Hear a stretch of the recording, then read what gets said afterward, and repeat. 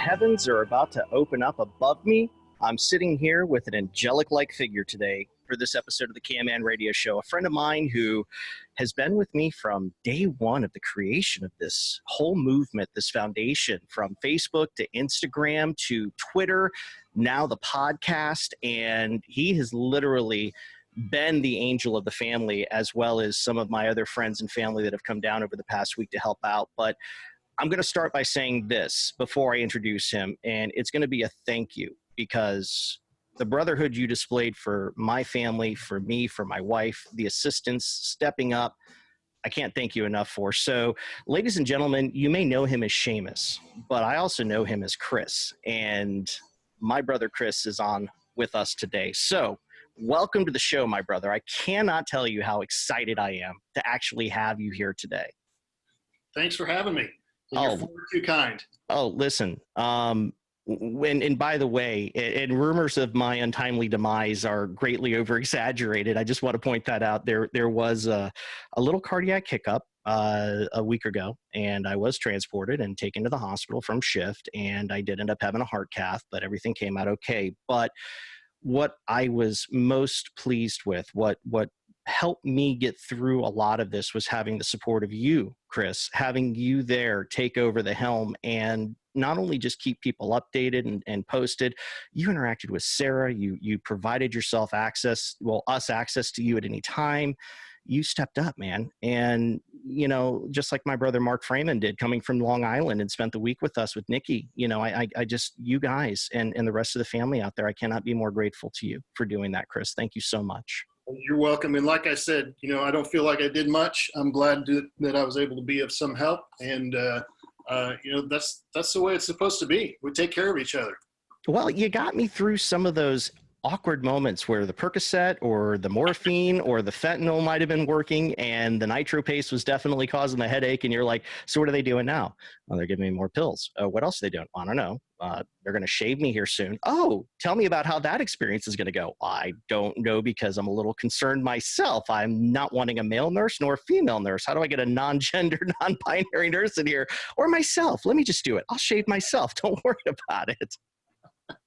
But it was definitely an experience. And I don't know if I talked out of my head at some points, but you kept me going and you kept me laughing. And 4 days in the hospital, you were there. And I can't thank you for that again. I know I keep saying it, but I mean it, because that's how important you and everything you've done for my family means, how it is important and what it means to me. And so we're gonna digress. We're done with me. I don't want to talk about me anymore. I want to talk about you. That's the whole point to why we're on this episode today. And there's a very special meaning to this. And if you guys are familiar with the Smoke Diver program, and you're familiar with what Oklahoma has just done, what Chad Miller, who is going to be a guest soon, hopefully on this show, we've talked on this subject on the phone, and he wants to come out and talk to us about Smoke Diver 2 coming up and what it led to, what led to getting to Smoke Diver 2 by creating Smoke Diver 1, which is what you did. And before we get to that, though, 14 years and a little bit of volley time in Missouri is what you have going for you right now. So let's talk about you. Let's talk about your background. So I grew up around the fire service. My dad was a volunteer in the town where I grew up. So I kind of grew up around the firehouse. Then in my formative years in high school, I was our local volunteer department had a junior volunteer program. A lot of those now are cadet programs, or some still operate under the same kind of premise. But my teenage years, again, I spent a lot of time in the firehouse around firefighters doing fireman things, and got first certified firefighter 1 when I was 18, because that's how old I had to be able to get certified. Then I went Go ahead. I'm listening. I was going to say I went off to go to college, because that's what you're supposed to do. And after a short stint in college, I decided maybe that wasn't for me, and started pursuing the fire service. Was still pretty young at the time. Didn't get hired here locally, and didn't necessarily have guidance to say, you know what, maybe you should try applying elsewhere. Mm-hmm. So I just kind of went on about life and spent about 15 years doing other things and wasn't happy. Yeah. Decided, the fire service is really where my heart has always been. And with some convincing from my bride, went back, got updated firefighter 1 and 2 certifications, got my EMT, put in my application a couple places. Actually, the department that I work for now, I put in my application just thinking, it's been a long time since I went through an interview process and done anything like that. So maybe it'll be good practice. And so I went through the testing and interview process. And then it was a few months later, I got my rejection letter from the local department once again. Mm-hmm. And within a couple of days, I got a call from the chief of the department where I am saying, hey, do you want a job? So that's kind of in a nutshell how I wound up where I am. Been there, like I said, it'll be 14 years in January. So Wow. And so you went to college too to start, like me, and faded out quickly. Thought you'd try that out, hey? Well, yeah, I was kind of always told as a kid growing up, you go to school, you go to college, then you make something of yourself. And Yeah. For an ADD kind of person like myself, and probably like a lot of us in the fire service, And me. college just wasn't the right spot for me. And I figured out pretty quickly I didn't want to be an architect when I grew up, after all. So I'm still trying to figure out what I want to do when I grow up, but the fire service is working okay so far. And so you've had a pretty interesting career. And just so you know, the A for alpha doesn't just apply to alpha, okay, in the fire service. ADD, okay, it all starts with an A at the end of the day. So when you think about personality types, we're all in that spectrum in one form or fashion, trust me. But I will say that, not unlike you, I came up in the cadets, I came up in the volunteers, and I did go to college, worked in broadcasting, and I started with dispatching when I decided to break out into this profession full time, because it was just the way to go, was a foot in the door. And it wasn't until later in life I realized college was important. I pissed around and didn't take school seriously. I was getting journalism or communications, for the degree, and it was an associate's. And I'm like, I could do better things with my time. And I did, obviously. I raised a family and married this beautiful woman that's sitting just 10 feet behind me on the other side of this wall. And I did great things because those great things got me to here. But your bride, and you brought that point up, your bride got you into the mindset. It's time to buckle down, Seamus. It's time to get your head in the game. What are we doing here? I think it was less that and more, I'm tired of hearing you complain about not being happy, and this will be something more steady, and it's something that you want to do and have said you've wanted to do for a long time. So do it or shut up about it. Well, I was trying to throw a shameless plug to the wife. I was trying to throw her a bone here. Come on. The woman's a saint. Aren't they all? Aren't they all? So 14 years in your department, and you're currently driving the big red truck, and you're enjoying that moment, are you not? Well, there are times that I enjoy that. I kind of, I spend some time frustrated Okay. based on how things are and the direction that things are going and have gone, and kind of where I've been placed. But working through that, trying to learn and grow and become better from that, and working towards trying to become an officer next time around. So if you had to name one thing that sets you in a position where you get most irritated with the fire service, and if it was something that you felt as a leader you could fix, what would be that thing? Where are you at in your mindset? Because you've pursued leadership since I've known you, and probably since before then. And we've had these discussions where you want to be a Lou, you want to be in that officer role, but you're not doing it for the wrong reasons. You're looking to help affect a good change and maybe a cultural identity change in some cases. But I also feel that you bring a lot of momentum and a lot of pride and a lot of honor, and you value tradition in this profession. So I'm wondering, where are you at? I might have just said it for you, but I want to hear your words. I think that's one of the things is that probably is the biggest bone of contention that I have, is we seem to have lost our way. Okay. You know, we kind of, the fire service in general has always been that, you know, if somebody doesn't know how to fix a problem, they're having a bad day, they don't know what to do about it, who do they call? They call us. They call the fire service. Yeah. And we come and fix it. But I think to some degree, to our detriment, we've kind of scattered farther away from our core focus. And yes, we still have that.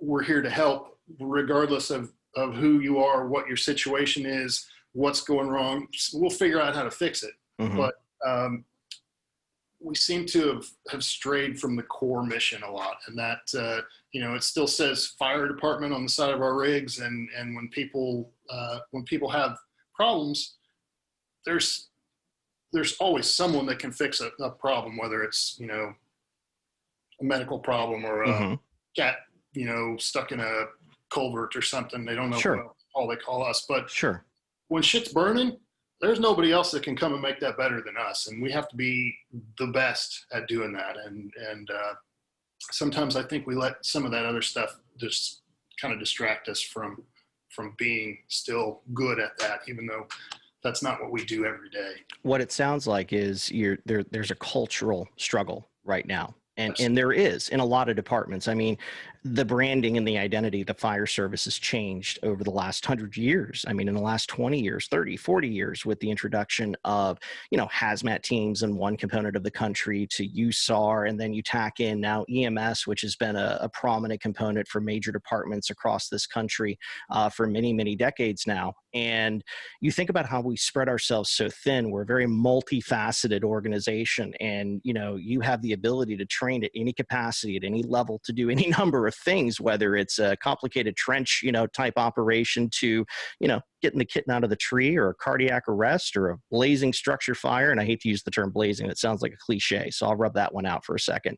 But let's say that you've got that moment. You know, we have a number of things that can happen to us in a day. And you talk about preparedness, and you talk about the fact that we have to be on our A game. And I look at culture in a lot of ways to that. And I see problems with the gapping, the gap between, you know, the generations. And I've addressed this a lot of ways to try to bridge that gap where the identity between the two doesn't exist and the culture kind of erodes. And it seems like you lose that focus on trying to get one section readied, you know, get the one section to ready the next section up to their level within 5 to 10 years. And that's just my perspective. Absolutely. And, you know, that's something that I think as a whole, fire service is not as good as we need to be at that succession planning. And I think, at least from my perspective, I've seen a shift of, you know, guys not helping to bring those newer guys along. They're newer guys we're seeing, and this has been talked about ad nauseum, but, you know, the newer guys are coming in, they have fewer of the life skills that the guys before us even had. You know, they came from trades, or they came from they came from war or something. You know, they had more life skills and more life experience, and we're seeing more guys come in that they don't have that same level, and we kind of have lost in that transition. We've lost the ability to take someone from you know, I listened to Chief David Rhodes, who's again involved with the smoke diver program, but he's out of Atlanta. He was talking one day about his academy, helping to instruct at the academy, and having to explain how they attach the SCBA bottles and how to screw that on. And guys didn't understand how to screw the thing together. He had to break it down to, okay, you take this soda bottle and you see how the lid screws on. That's how we're going to do this. We're those threads, that's what's called, that holds that together. That's what's on here. And we have to be careful about how we do it so we don't mess those threads up. And we have to break it down to that level, but we've lost the ability, or gotten frustrated with having to, or whatever the case may be. And so we've got a lot of these guys that have just kind of floated in, and they don't necessarily have the ability to pass that knowledge on, because maybe they when they went through they just kind of hit the high spots and they didn't get it broken down because everybody just kind of assumed you know how to screw this together, so I don't have to explain it to you. But now we're to the point where we actually have to break it down to the very most minute level so that guys can understand it and fully develop. And we're floating along that, you know, the gap between good and great. We're floating along at that mediocre to good instead of being able to move past and onto that great level, because we're losing a lot of the transition or the ability to connect with them and make it happen, and to transfer that knowledge and those skills. And you're right. And what's scary, and you know, I've talked about the great exodus of the fire service. Now, for me, what I witnessed in Florida, you know, a lot of people left the fire service, and that's something I'll never forget. They had a tactile ability, or they had a skill, they had a trade, they had a craft that they did before the fire service, even, you know, welding to building to fabricating to whatever. I mean, they did plumbing, they did electrical work, so they had places to go. You know, they had things they could do, and they could go out on their own. Hell, someone into real estate, surprisingly, and actually did very well for themselves and never looked back. And then there are the guys that did come back because they didn't find that satisfaction. But here, you know, we lost a lot of that middle ground of the fire service after the recession kicked in, and, you know, departments started, stopped hiring, they stopped raising wages, they stopped really negotiating in good faith. And again, it wasn't, like I said, necessarily the department's fault. It was the design of the situation. It was what was going on in our economy at that moment in time. And we had a lot of structural issues that led to people and morale just, you know, leaving the service and leaving that gap between the beginning and the end of the service, where no middle ground was there to buffer between them.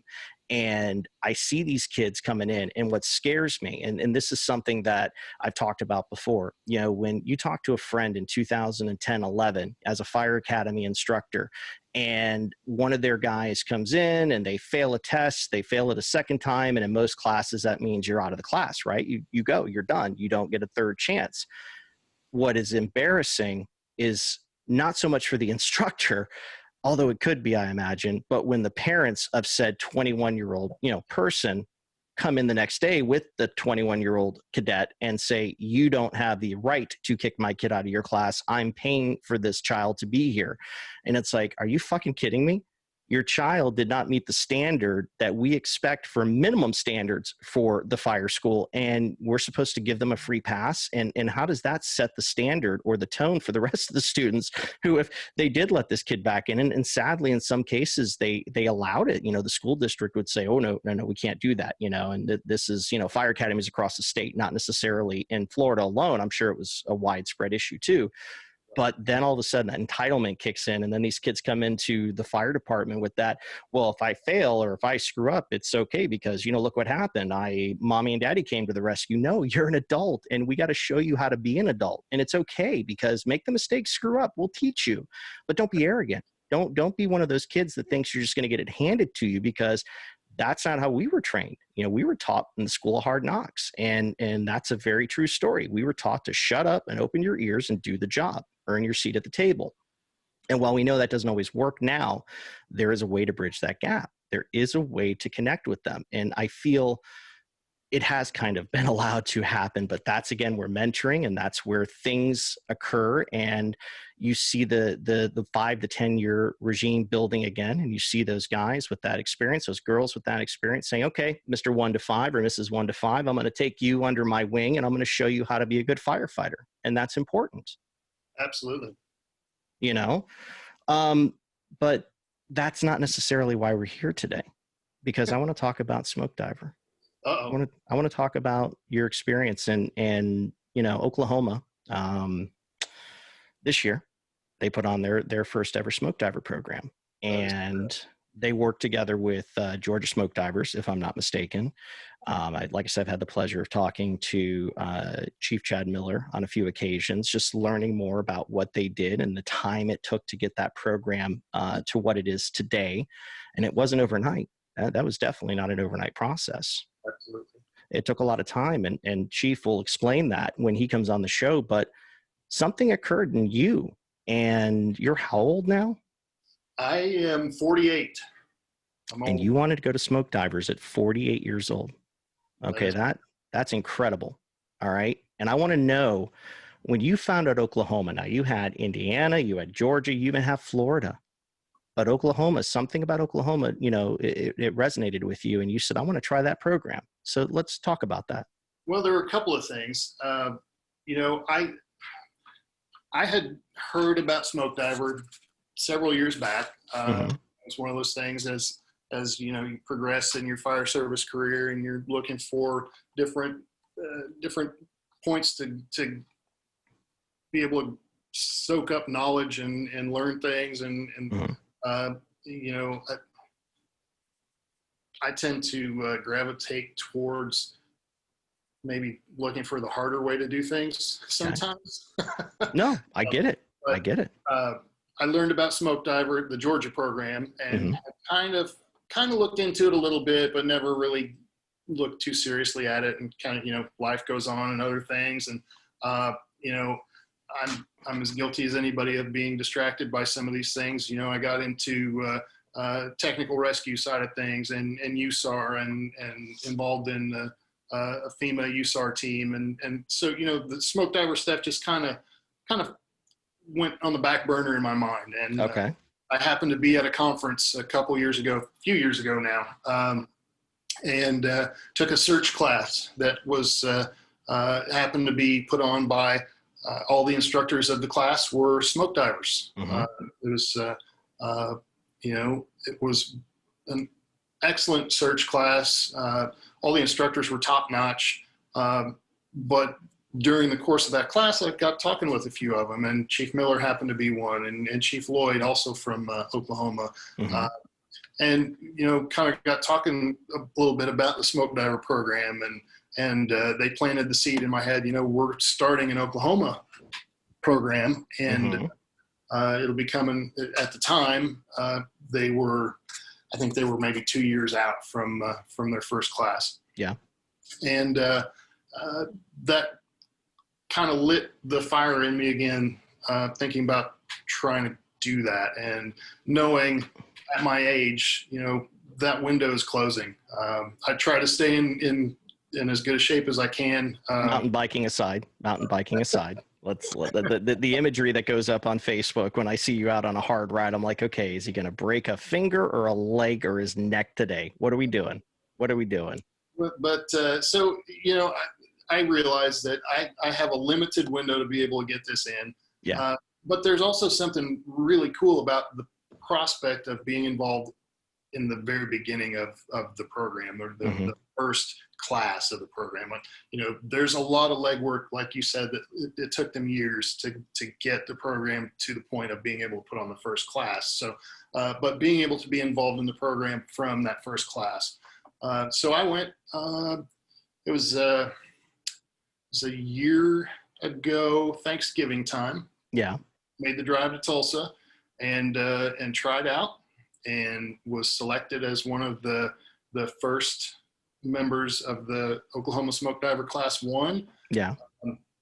I think we had 24, 25 people that were to make up Class 1. Mm-hmm.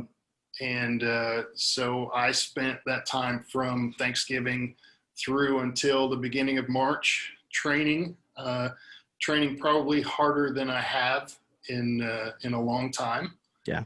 And trying to train both my body and my mind, and work past several injuries and ailments and things that were bothering me throughout the course of that. But I was determined. Mm-hmm. And the whole time I was getting ready, I just had in the back of my mind, I'm not ready yet. I got to be pushing harder. I'm not ready yet. March comes around.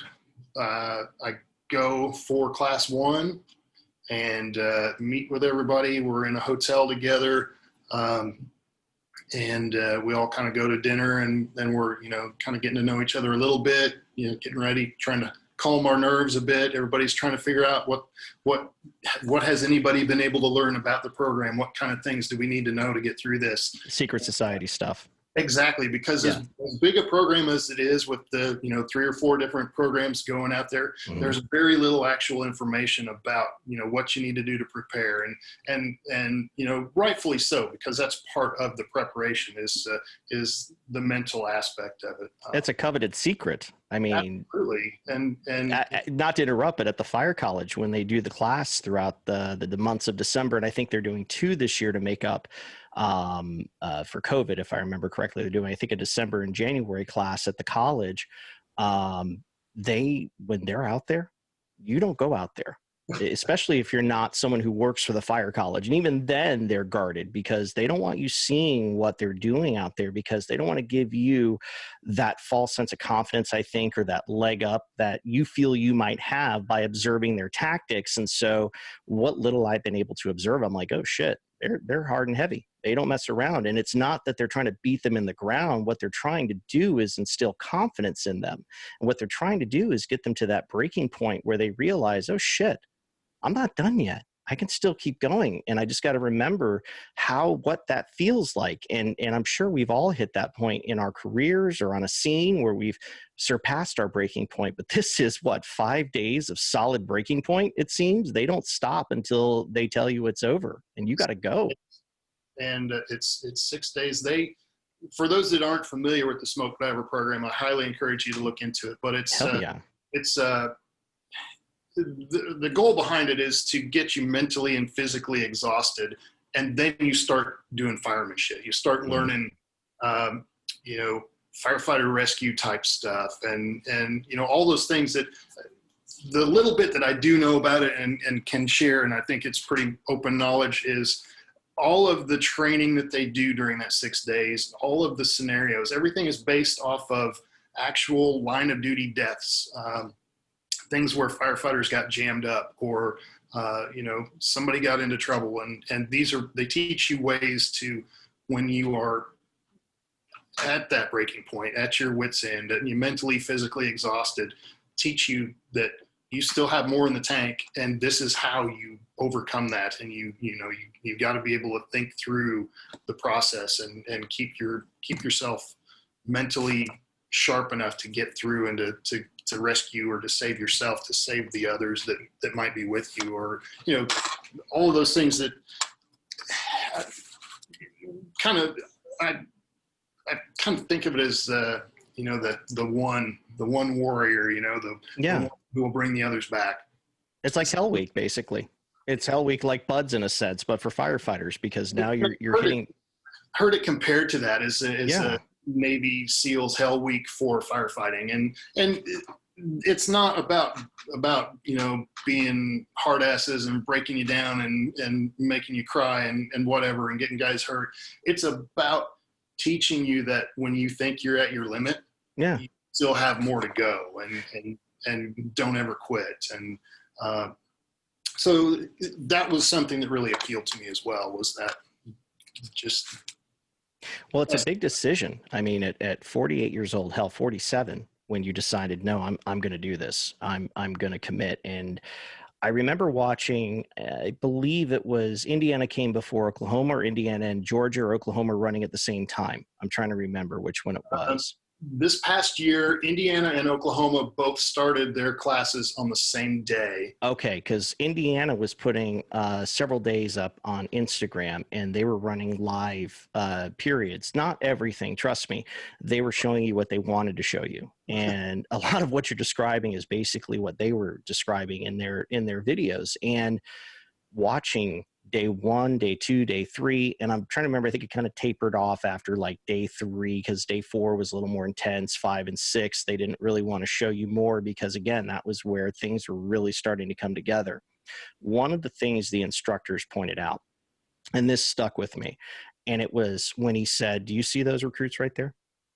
They have literally made it to day 3.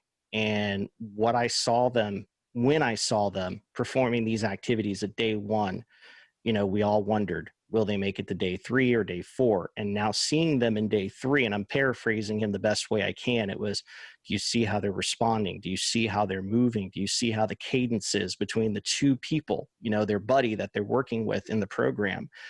it was rhythmic, it was in sync, and it was like, that's where that muscle memory, if I remember him correctly, kicks in, and that's when your body just goes. And that's, like Nate Carnes said, I believe in Smoke Divers, Florida, when he made it through, and Georgia was a whole nother experience and a phenomenal one for him because it got him ready for Florida.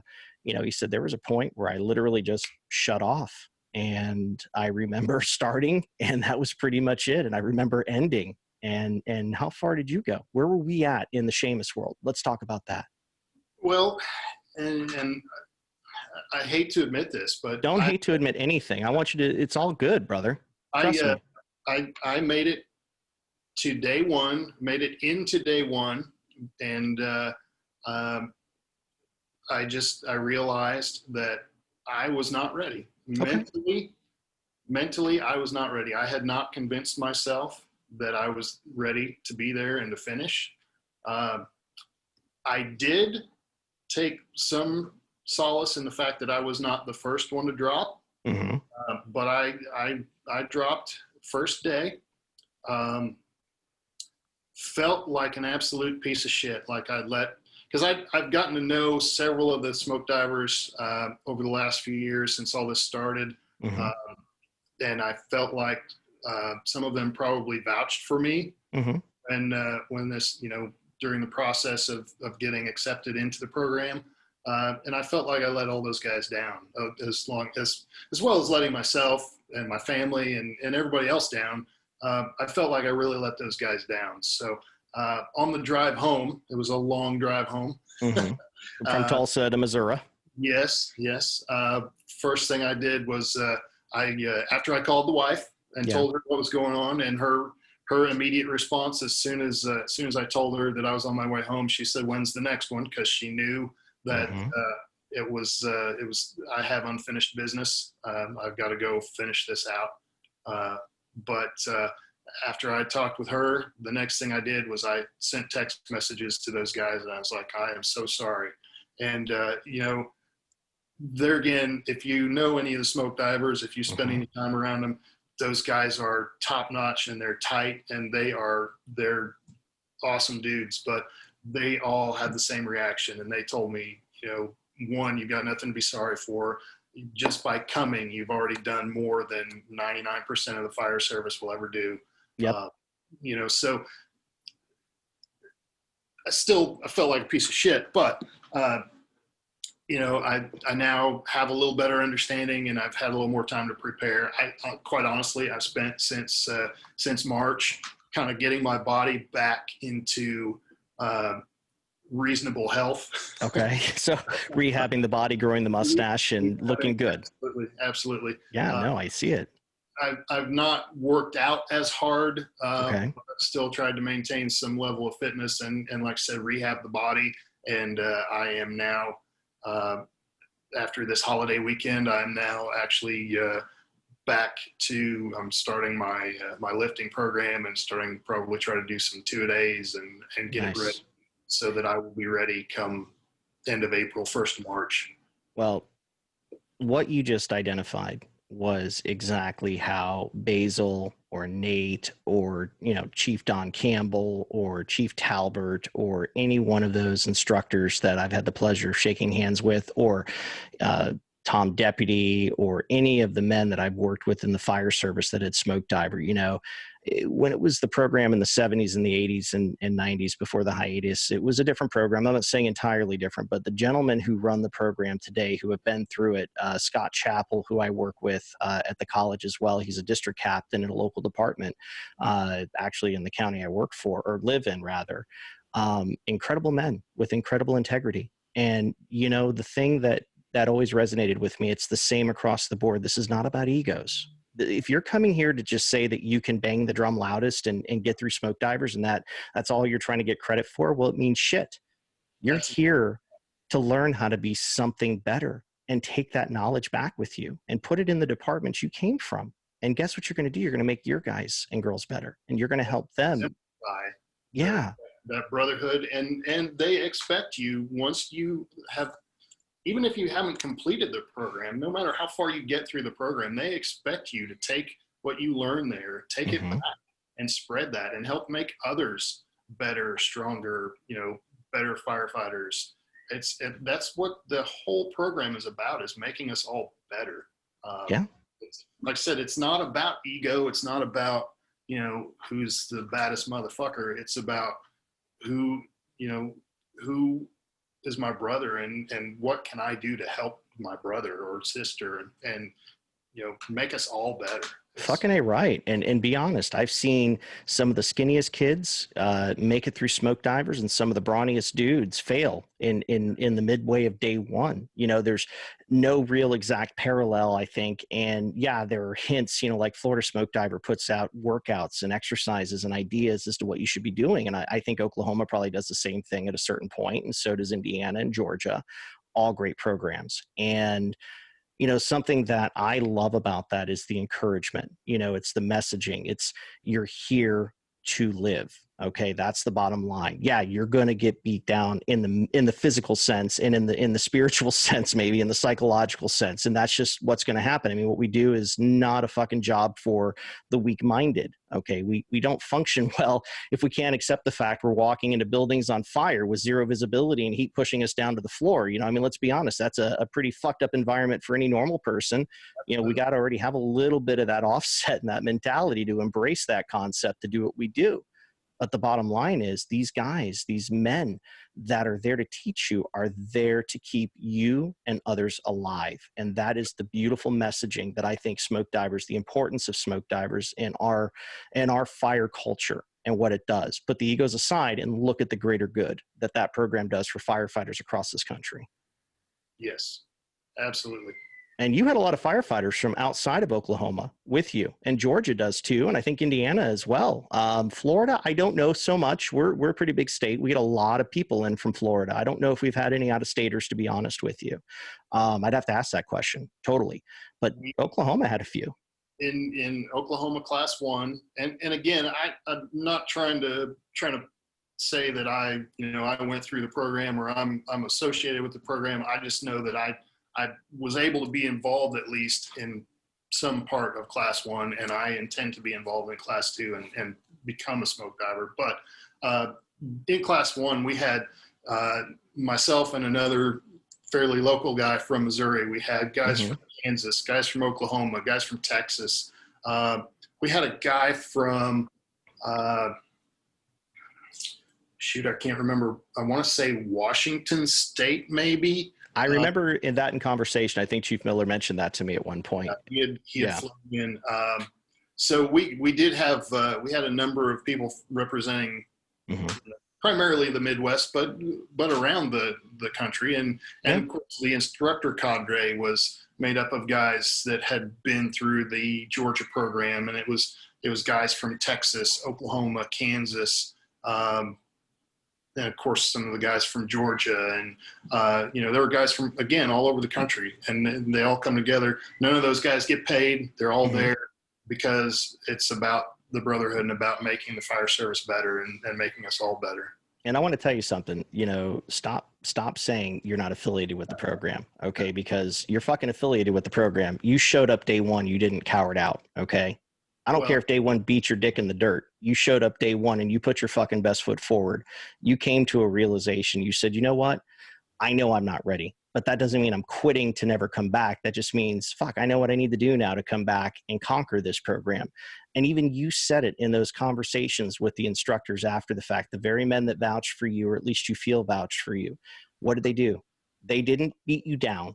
They didn't take you and kill your desires and your hopes to come back. What the fuck did they do? Instead, they lifted you up. They said, yeah, you're going to come back. Just fat guy with a great mustache on the other end of this microphone. Who the fuck stood in your corner? And I'm not saying this to boast, but Jesus, man, you're going back for 2 and you're going to own 2.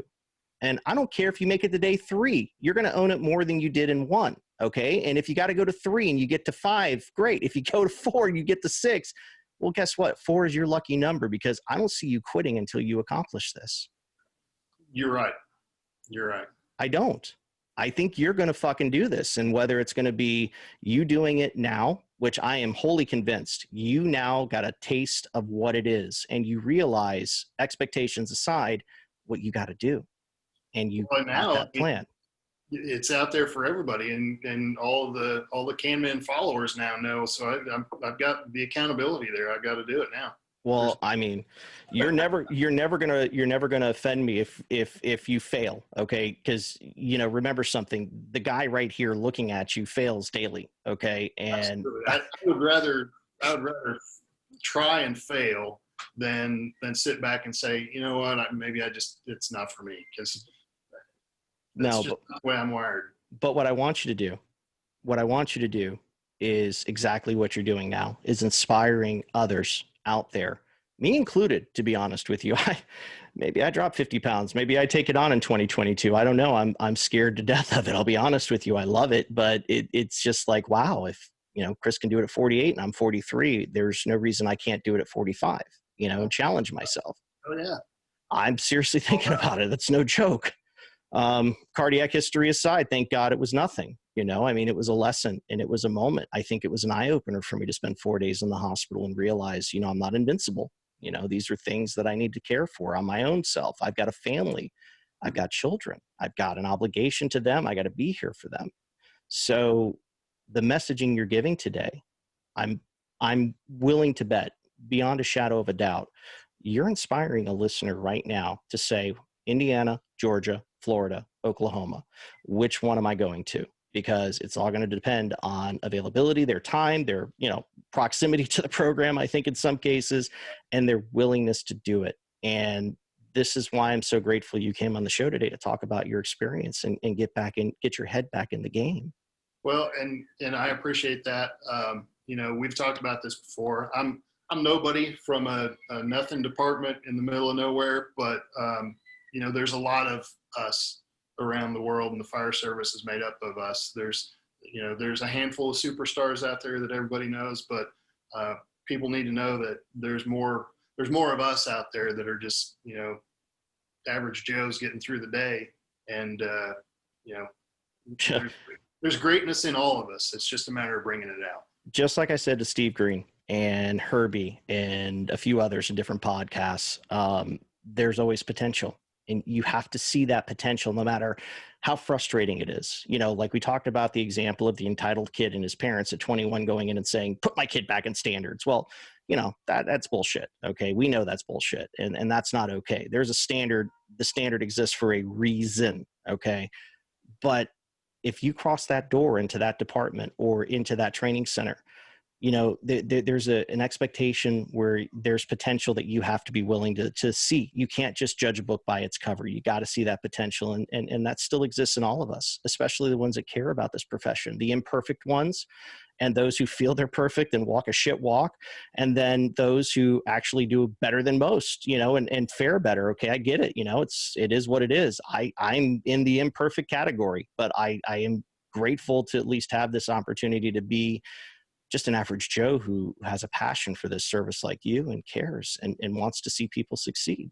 I think it's just a beautiful thing. And all right, I want some closing messages. Let's get some good inspiration out there, because I've already given you my pep talk. You're going to 2, you're going to own 2. And I cannot wait to see you start that program, watch your journey getting to that program, and then, of course, completing that program, because that's going to be a very proud day for all of us who are part of your family, part of your inner circle, that are rooting for you from day one and now, and always have been and will, because we know you're going to do it. So let's get some good words of inspiration out there. Oh, words of inspiration, man. Don't be shy. Don't be bashful. I'm not really that rah. You can say something good though. And I think you do have something you want to say. And I think part of it, go ahead. I do, like I said just a minute ago, I just want all those guys out there, guys and gals that are, they feel like they don't have the opportunity, or they don't have the recognition, or they don't have this or that. You know what? It's not about that as much as it is making you better you than you were yesterday, and always moving forward and remembering why we're here. I have kind of taken the the quote that is attributed to Anchorage Fire, the "I'm not here for me, I'm here for we, and we are here for them." I've kind of taken that and bastardized it to my own. It's them, us, me, and that's, you know, Damn straight. we see Damn there. straight. It's I love it. Go ahead.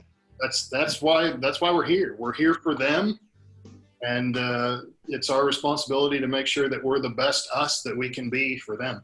Damn straight, brother. And like I said, thank you.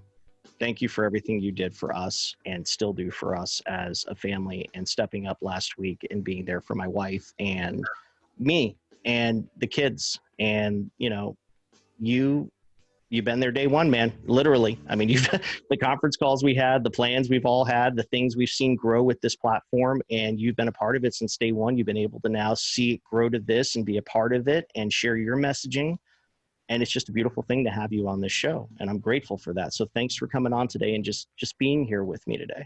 Oh, thank you. And who would have thought just a few years ago, sitting at FDIC and get a random message from some dude on Facebook, "Hey, you want to be a part of this group?" And look where it's gone. So. Hey man, it's got the sky's the limit, and there's no doubt about that. And it's because of contributors like you and the others that have been here from the beginning that I'm eternally grateful for, and the messaging that gets spread, and the importance of mentoring and leadership and succession planning. And to me, that's some of the most important components of the fire service. So brother, you're going to get there, you're going to do this, and you are a good leader and you're a good mentor. Don't ever forget that. Well, I appreciate that. And you keep doing what you're doing, because the word needs to get out. It's you're right. It is an important message, and it's one that I think has not necessarily been lost, but I think it kind of faded for a bit, and we need to make sure that doesn't get lost. Rock on, brother. Well, on that note, I want to thank you again, Seamus, Chris, you know, either way you want to go. Shay, Chris. Okay. You make it a French restaurant. Thanks for coming on today, brother. As always, guys, keep your head on a swivel.